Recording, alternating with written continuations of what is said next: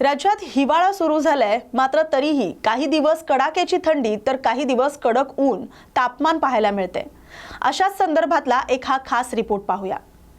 उत्तरेकडील थंड वाऱ्याचा प्रवाह धडकत असल्यामुळे मध्य महाराष्ट्रात थंडीची लाट कायम आहे। राज्यात अंशतः ढगाळ हवामानासह हुडहुडी कायम राहण्याचा अंदाज आहे, तर मध्य महाराष्ट्रात थंडीच्या लाटेची शक्यता असल्यानं सतर्कतेचा इशारा हवामान विभागाने दिलाय। राज्यात काही भागात पहाटे धुक्यासह दव पडत आहे। धुळे येथील कृषी महाविद्यालयात राज्यातील निचांकी 7 अंश तापमानाची नोंद झाली।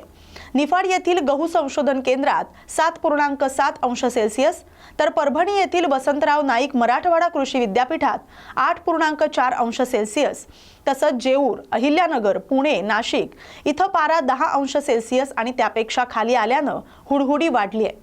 दरम्यान मध्य महाराष्ट्रातील नंदुरबार, धुळे, जळगाव, नाशिक, अहिल्यानगर, पुणे आणि सोलापूर जिल्ह्यात थंडीची लाट येण्याची शक्यता असल्यानं सतर्कतेचा इशारा हवामान विभागाने दिलाय। उर्वरित राज्यात गारठा कायम राहणार आहे। बंगालच्या उपसागरातील दितवाह चक्रीवादळ हे निवळून गेलं असून त्याचे अवशेष असलेली वादळी प्रणाली तामिळनाडूच्या किनाऱ्याजवळ सक्रिय आहे। या प्रणालीचे केंद्र चेन्नईपासून 50 किलोमीटर, पुद्दुचेरीपासून 130 किलोमीटर पूर्वेकडे, कुड्डालोर पासून 150 किलोमीटर ईशान्येकडे, नेलोर पासून 200 किलोमीटर दक्षिणेकडे होतं। किनारपट्टीला समांतर मार्गक्रमण करताना या प्रणालीची तीव्रता ओसरून जाणार आहे। पूर्व किनाऱ्यावर ढगांची दाटी झाली असून जोरदार पावसाच्या सरींची शक्यता आहे।